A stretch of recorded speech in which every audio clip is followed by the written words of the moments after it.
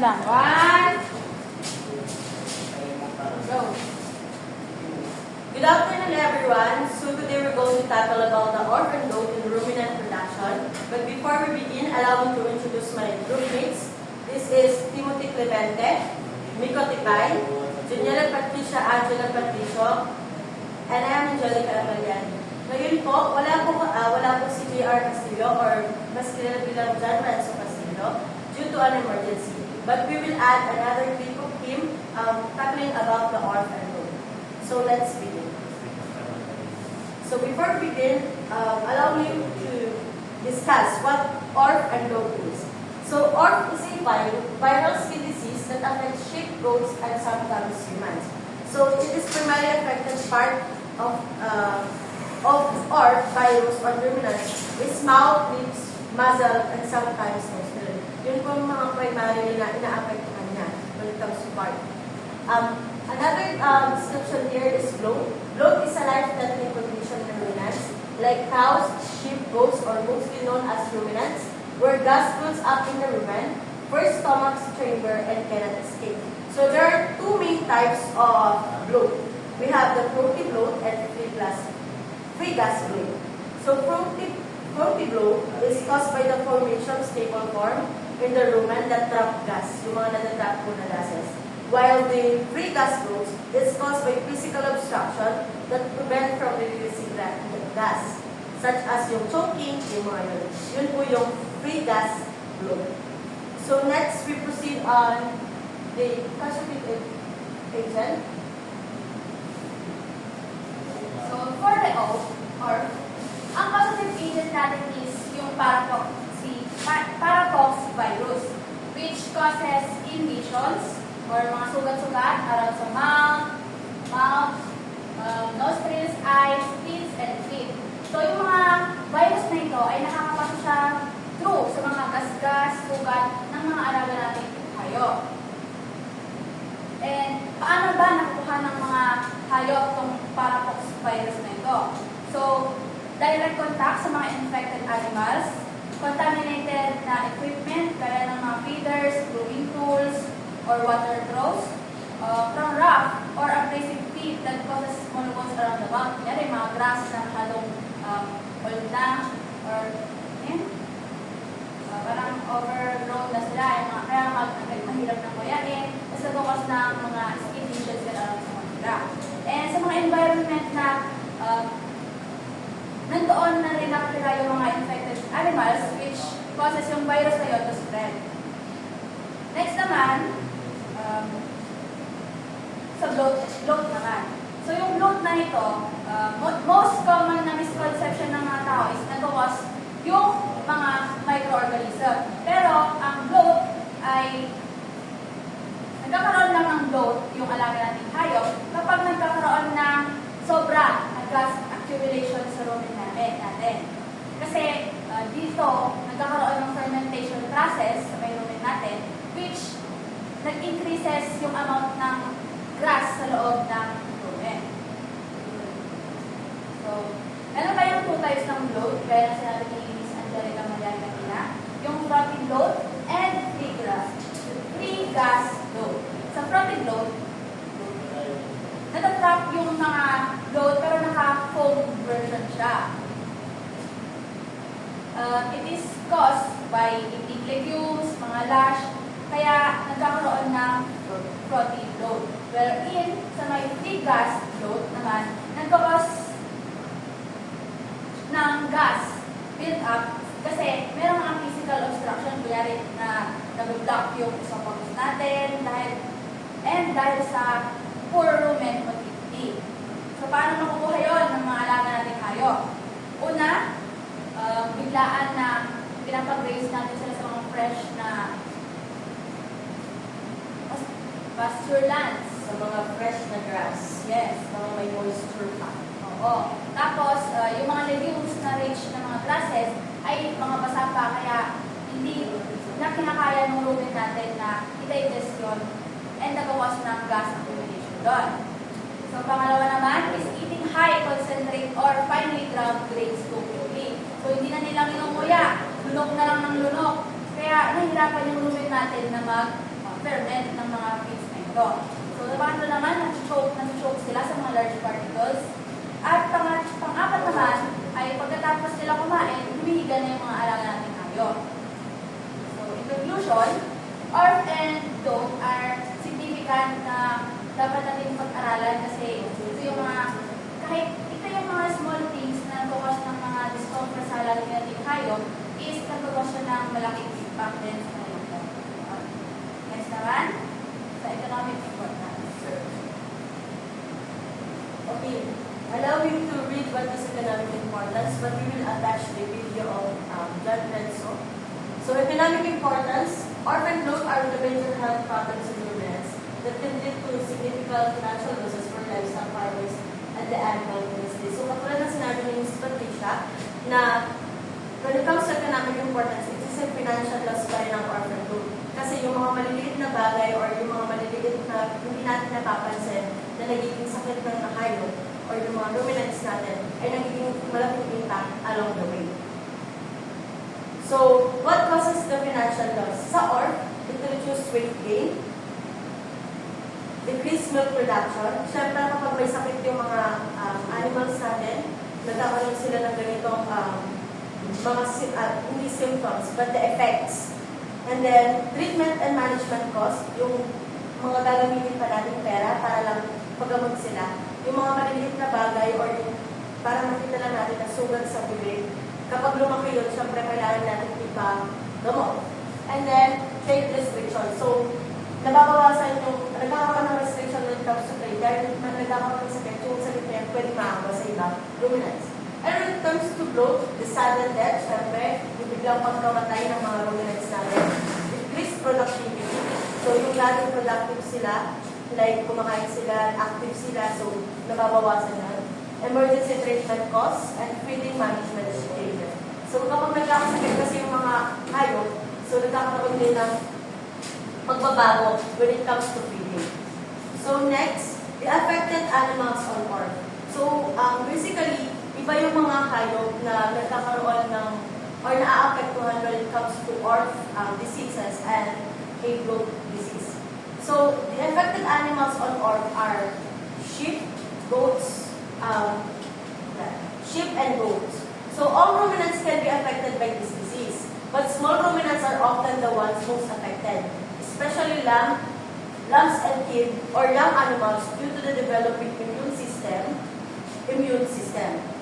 So, ang ORF kasi, the virus spread direct contact. So, yung ORF ay direct contact siya, in fact, with the infected animals or contaminated materials such as feeding equipment or pasture. So, di ba, yung mga sheep natin or sometimes yung goat natin, pareho lang sila ng pinagpapasulan. Or most likely, kapag dun sa pinagpapahingahan nila. So, kung nakakain ng isang goat yung dun sa lugar na yun, or nagkaroon na ng sakit yung isang goat, tapos kung dun pa rin kumakain at pareho sila ng lugar ng pinagkakainan, possible na maging contaminated yun at yun yung magiging yun yung magiging cause kung bakit magkakaroon ng disease yung ibang groups as well. And it is closely related dahil hindi nagpapasok sa isang paskulan lang. So that it is important to do the rotational grazing. Next is environmental factors. Okay. Quiet resistance in environment and conserve performance in scabs. So natural protective layer from overload. So yung mga nakukuha nila ng disease, hindi lang siya yung pagkatapos ngayong araw, mamamatay siya and then kinabukasan wala na. So, continuous yung cycle ng sakit, so dapat iwasan natin. Okay. Next, the affected animals when it comes to bloat are deer, sheep, cow, buffalo, and goat. So, bloat such as this or other wild ruminants, yun yung most likely or yung mga nakikita natin sa Facebook or maybe on news, internet, yung mga tulad ng mga buffalo sa abroad na nagkakos ng bloat o yung mga sumasako. So, bloat happens because of the same as what I discussed kanina. Bloat happens because of protein, the grazing on lash, rapidly growing legumes like alfalfa, clover on lash or pasture. While freegas bloat naman is because of the choke or nerve damage. So these are the signs and symptoms basically, magkaiba po ang signs of symptoms ng ORF o yung nagkakaroon ng sugat sa bibig and as well as sa bloat o yung lumalaki yung tiyan ng isang ruminant. So, scabulation, lesions o yung sugat na may langit na nabubuo sa balat ng hayop. Nagsisimula bilang maliit, so maliit muna siya na pantal or bukol sa bibig, tapos nagkakaroon na siya ng paltos. And then, magiging sugat na siya. So, redness and swelling, so pampula at pamamaga. And then, pagdami ng dugo sa apektadong lugar. So, parang nagkakaroon din yung redness. So, dumadami yung dugo, namumuo siya, and then, basically, magiging sugat na siya. So, pain and discomfort. So, yun, yung nagkakaroon na ng discomfort, kahit sino naman. When it comes to nagkakaroon na ng pain, you also kakibat na yung discomfort. Then, casting and breathing sore stillness, or breathing sores. So, pagkakaroon ng lamig o yung sugat. So, it doesn't mean na naglalamig na siya. Ang isang sugat kasi, it doesn't mean na naglalamig na ay gumagaling na. So, basically, nandun pa na siya sa healing process. Pero dahil pahulit-ulit yung cycle, nabubuhay pa rin yung bacteria na nandun. That possibly contaminated the other ruminants. Next is lateness, pangihina, and then transmission signals or direct contact dun sa pinagkakainan nila. So, through broken skin as well, yung mga, possibly sa tao din, yung mga bacteria na meron yung mga or viruses, even fungi, yung meron yung mga animals natin, kung nag-a-attack sila palagi sa atin, kung meron din tayo broken skin or yung mga sugat, possible din na magkaroon tayo or ma-apektuhan tayo. So, from mother to offspring, kung yung nanay ng isang ruminant o yung nanay na ruminant ay may ganitong sugat or something when it comes to or possible na yung offspring niya, hindi man agad magsusugat or paglabas, pero in the possible way, along the way, madidevelop na din niya yung mga bacteria or yung nakuha niya. If lesions are on the things. Okay. So when it comes to bloat, there are signs and symptoms for bloat. So visible abdominal distension or lumalaki o bumibilog, lalo na yung mga kaliwang bahagi or nagkakaroon ng habag. So yun yung lumalaki yung tiyan. So discomfort and restlessness, yun nga, nagkakaroon ng panay ang galaw o di mapakali. So yung panay na nakikita natin as a sign and symptoms, yung panay na paggalaw ng ating mga ruminants, ibig sabihin, may mga nararamdaman na sila. And if yung mga dati nilang ginagawa ay hindi na nila ginagawa. Next is difficulty breathing. So, hirap sa paghinga. Open mouth breathing. So, imbis na sa nose, mostly sa bibig na sila nag-breathe. Drooling of saliva, ito yung paglalaway na nila.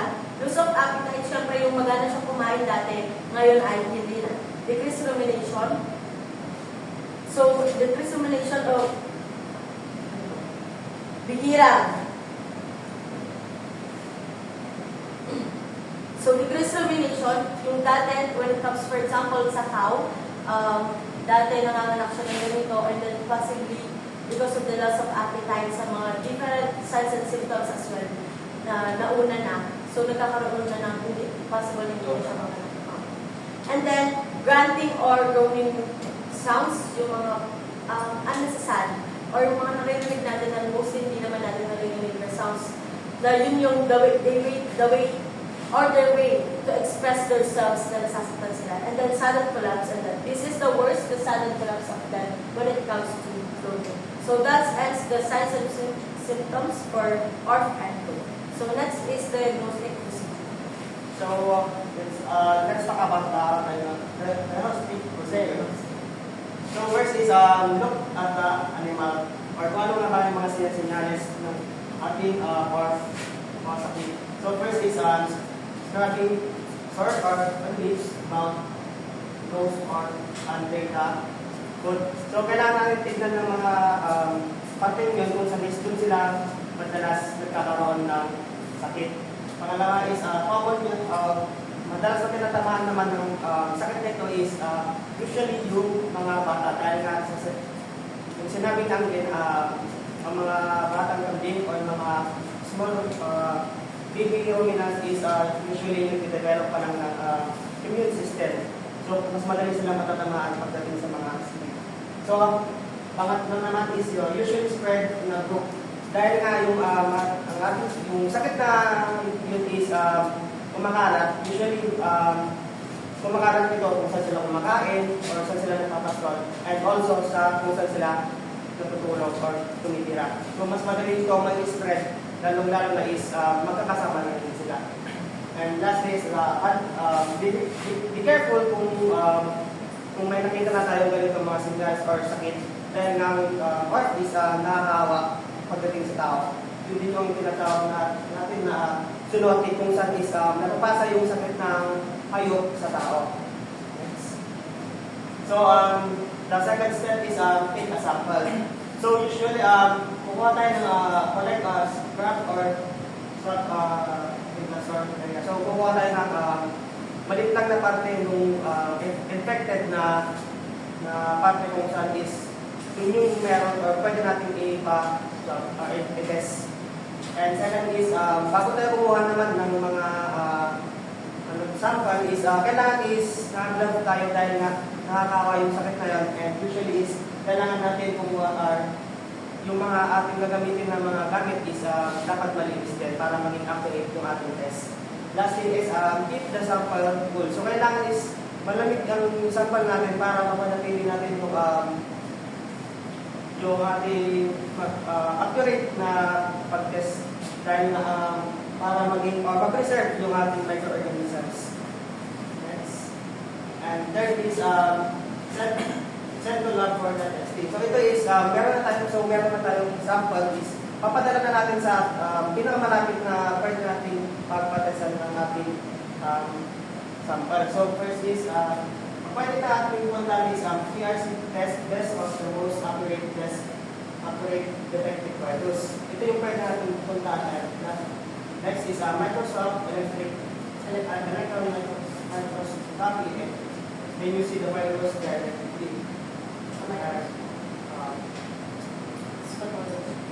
Pathology visual check under the microscope. And last is the optional lang naman virus isolated or blood test. And hindi naman siya ganun ka-common sa test.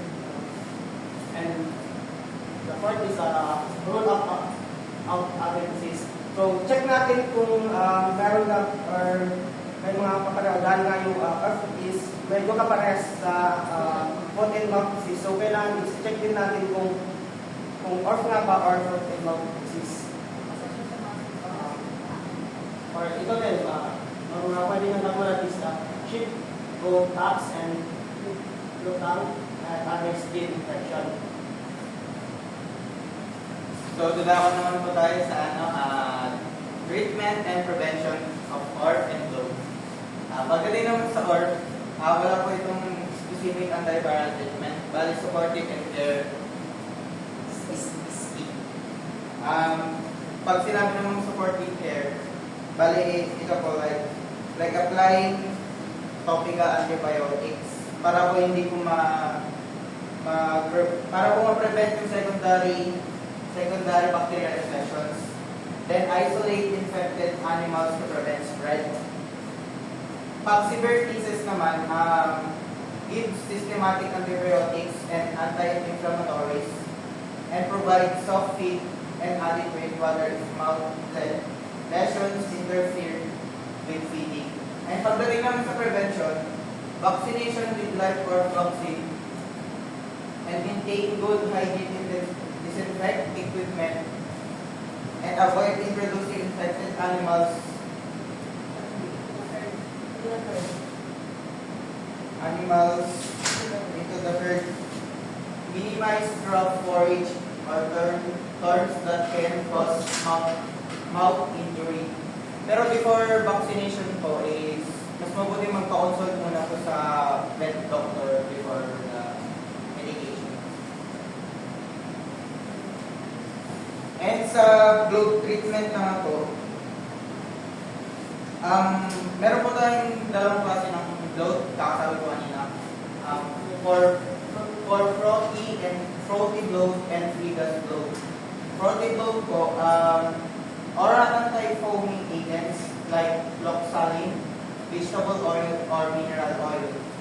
And rumen trocarization, pag severe na po. And free gas blow, stomach tubing to relieve pressure, and correct underlying cause. Sa prevention naman po, avoid sudden changes in diet, especially loose legume pasture, supplement with anti-blood blocks or